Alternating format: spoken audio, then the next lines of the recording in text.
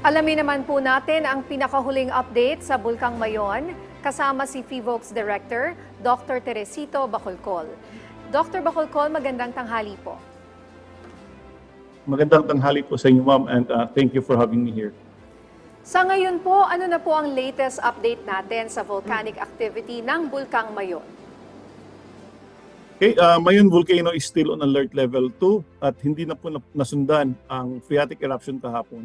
And halos wala po tayong naitalang volcanic earthquakes. In fact, for the past 4 days, isang volcanic earthquake lamang po ang naitala natin. So basically, kalmado po yung Mayon, nasa alert level 2 pa rin. The Director, si Chipo ito. Okay, well, follow-up question Yes lang po. po, ma'am. Okay, pero ilang minuto po nagtagal itong phreatic eruption ng Bulkang Mayon kahapon? Umabot po ng 3 minuto yung phreatic eruption kahapon from 4:37 to 4:40 p.m. So, yun lang po yung inabot niya, yung duration 3 minutes. Okay, sir, ano po ba ang ibig sabihin ng phreatic eruption? Ano po ba talaga itong nangyari kahapon? Kasi marami nga nabahala dahil kakaiba at biglaan. Yung mga ganito po bang mga klase ng eruption ay random lamang? Biglaan ba itong nangyayari at hindi inaasahan? Yes po, nangyayari po yung phreatic eruption when hot materials come into contact with water. So parang isang kawali yan, yun yung magandang analogy na may mainit na mantika and kapag binuhusan mo ng tubig, magkakaroon ng steaming and producing sudden burst. So nangyari kahapon, mayroon pa tayong mga mainit na mga bato from last year's effusive eruption na naiwan sa bunganga ng bulkan. At kapag ito ay paghaluan ng tubig, nagkakaroon po ng steaming activity, nagkakaroon po ng phreatic eruption. And hindi natin masasabi kung kailan nangyayari ang phreatic eruption. As long as the ingredients are there, meaning you have hot volcanic materials coming into contact with water, pwedeng magkaroon ng phreatic eruption. Okay, sir, senyales po ba ito ng mas malalakas na pagsabog ng Bulkang Mayon? Hindi po ito indikasyon na or senyales na may malakas na pagsabog na mangyayari sa Mayon Volcano. At hindi rin ito indikasyon na kailangan nating itaas yung alert level 2 from alert level 2 to alert level 3. Okay, sa ngayon, sir, nananatili pa din po ba itong 6-kilometer radius danger zone sa paligid ng Mayon? Yes po, we still maintain the 6-kilometer radius permanent danger zone.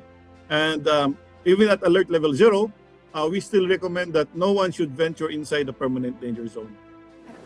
Sir, ito pong pag-aalboroto ng Mayon, kailan ba uli ito? Pakipaalala, ilang buwan na rin po ito, ano? At hanggang kailan po natin inaasahan itong ganitong merong alert level 2 ang Bulkang Mayon? Okay, so yung huli niyang pag-aalboroto before yesterday, meron tayong effusive eruption from June 11 last year to December 8. Halos 6 months din po yan. Ngayon, kung hanggang kailan siya would stay on alert level 2, may mga parameters tayong tinitingnan. For example, bumaba ba yung volcanic earthquakes, bumaba ba yung seismic energy release, nagkaroon din po ba ng pagbaba ng sulfur dioxide emission.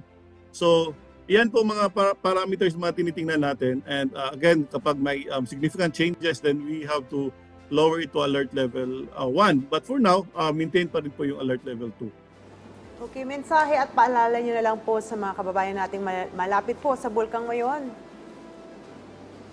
Okay, so paalala natin sa ating mga kababayan na nakatira malapit sa Mayon Volcano.